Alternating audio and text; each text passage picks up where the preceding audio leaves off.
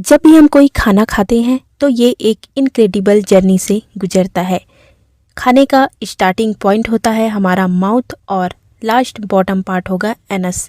इसमें पूरा हमारा जो खाना है वो ट्रैवल करता है और इसी दौरान हमारे शरीर में पाए जाने वाले बहुत से अंग ऑर्गन ग्लैंड जो हैं इस खाने को डाइजेस्ट करने की कोशिश करते हैं और उससे हमें एनर्जी प्रोवाइड करते हैं।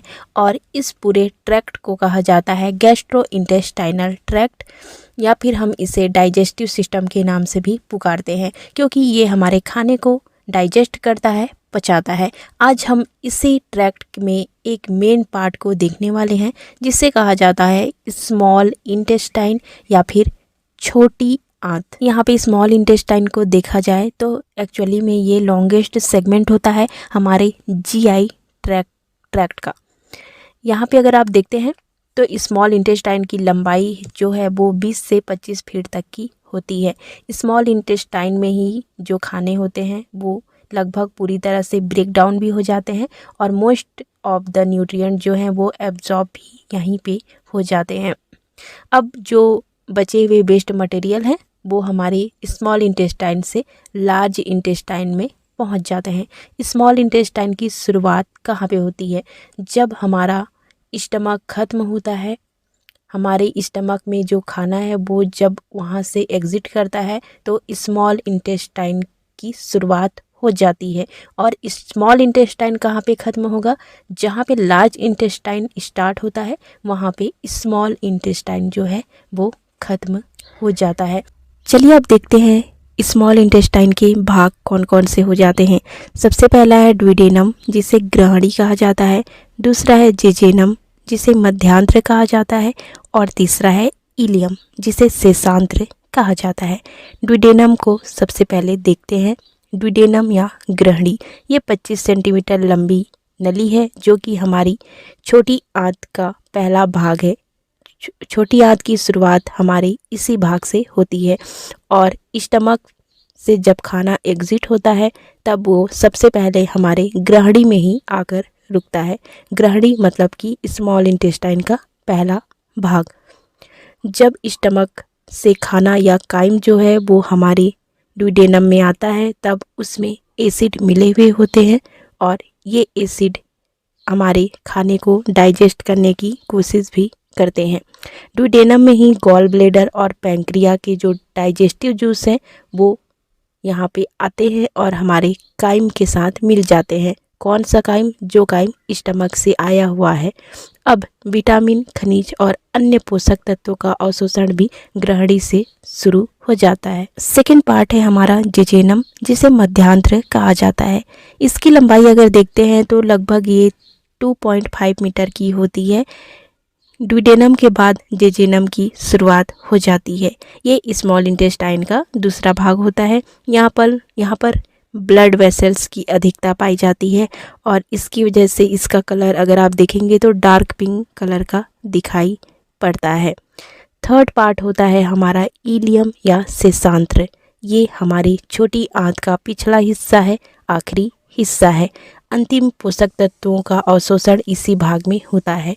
जो पोषक तत्व अवशोषित नहीं हो पाए हैं ऊपरी हिस्से में इलियम में आकर पूरी तरह से अवशोषित हो जाते हैं।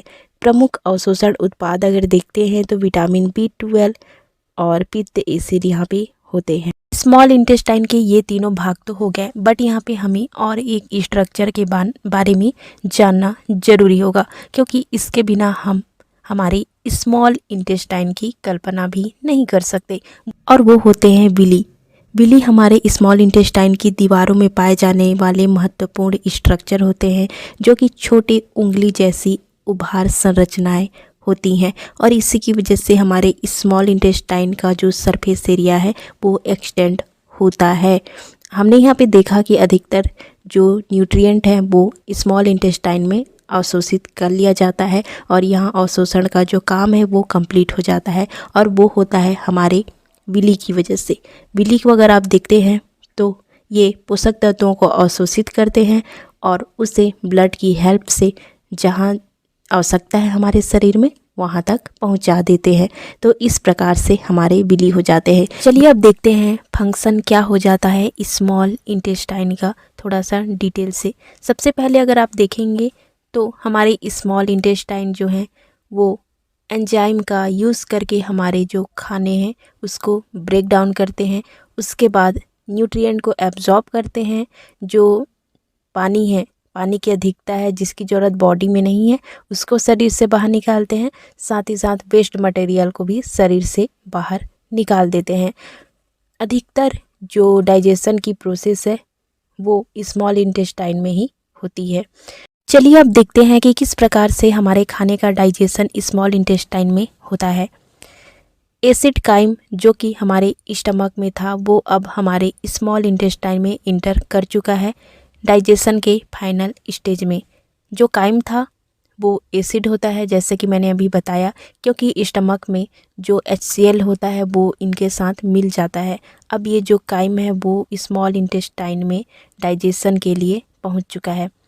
हमारे स्मॉल इंटेस्टाइन के चारों ओर पाए जाने वाले जो ग्लैंड होते हैं वो सिक्रीशन का काम करते हैं, जूस सिक्रीट करते हैं, एंजाइम सिक्रीट करते हैं और ये सब मिलकर हमारे खाने को पचाना या डाइजेस्ट करना चालू कर देते हैं। स्मॉल इंटेस्टाइन में कार्बोहाइड्रेट, प्रोटीन और फैट, इन तीनों का डाइजेशन भी होता है और एब्जॉर्प्शन भी होता है।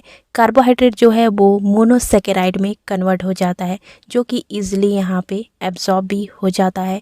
प्रोटीन जो है वो अमाइनो एसिड में कन्वर्ट हो जाता है, ब्रेक डाउन हो जाता है। और फैट जो है वो फैटी एसिड और ग्लिसरॉल में कन्वर्ट हो जाता है। यहाँ पे जो कार्बोहाइड्रेट है वो पैनक्रिएटिक अमाइलेज की वजह से ब्रेक डाउन होता है। प्रोटीन जो है वो ट्रिप्सिनोजेन की वजह से ब्रेक डाउन होता है और फैट जो है वो लाइपेज एंजाइम की वजह से ब्रेक डाउन होता है। और इन तीनों के ब्रेक डाउन होते ही एनर्जी रिलीज़ होती है, न्यूट्रिएंट रिलीज़ होते हैं जो कि हमारे माइक्रोविलाई के द्वारा एब्जॉर्ब कर लिए जाते हैं और इस प्रकार से हमारे बॉडी को न्यूट्रिएंट मिल जाती है। और इस वीडियो को हम यहाँ पे अब ख़त्म करते हैं क्योंकि हमने जान लिया कि स्मॉल इंटेस्टाइन काम कैसे करता है। इस वीडियो से रिलेटेड एक क्वेश्चन देख लेते हैं।